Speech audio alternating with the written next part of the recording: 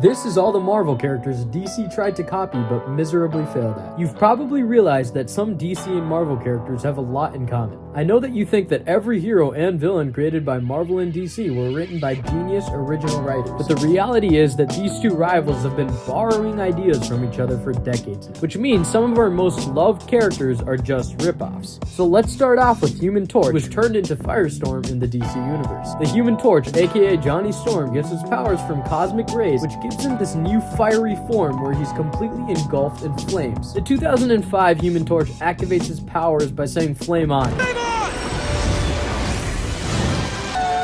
The 2015 one has to turn on his suit. It's kind of crazy. Their names alone make it painfully obvious that DC wanted to copy Human Torch. I mean, come on, Firestorm and Johnny Storm, but there are some differences.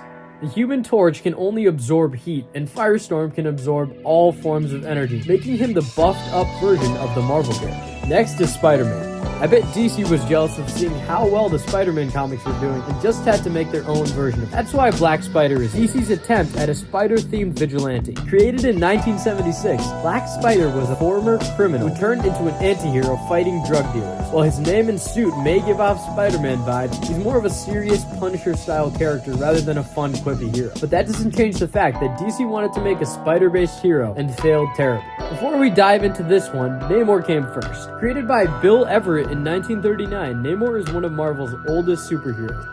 He can breathe underwater and go flying through the air. The solo submariner, ripped up the deep.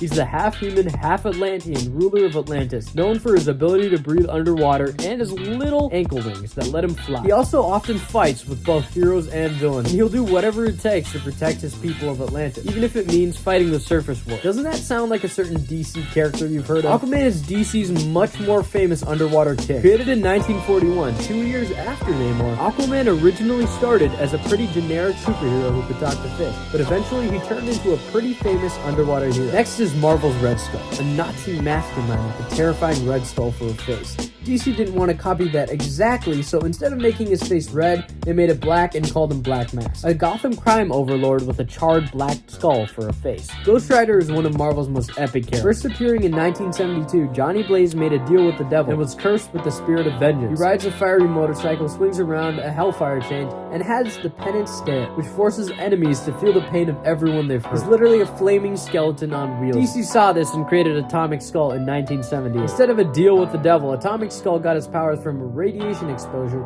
giving him a glowing yellow skull and energy blast. He's more of a Superman villain, but the similarities are obvious. This one is the most blatant copy ever. Man-Thing was created by Marvel in 1971. A scientist named Ted Sallis, who after injecting himself with an experimental serum, crashed into a spawn and transformed into a massive plant-based monster. He doesn't talk, he barely thinks, and he burns people who show fear. The whole point of Man-Thing is that he's a mysterious, almost tragic figure lurking in the shadows. Then Swamp Thing showed up just 2 months later from DC. Swamp Thing has a nearly identical backstory. A scientist named Alec Holland, swamp chemicals, tragic accident, turns into a plant monster. The only difference is that Swamp Thing became more intelligent over time, while Man-Thing stayed mostly silent. These two are practically the same character. Now let's talk about X-23. Marvel's X-23, aka Laura Kinney, is the clone daughter of Wolverine. She has all of Wolverine's abilities, healing factor, enhanced senses, and those claws. Then there's Scandal Savage, DC's version of an animal-like warrior. She's the daughter of Vandal Savage, Warlord, and just like him, she's an elite fighter with enhanced durability and healing. Instead of claws, she wields wrist-mounted blades,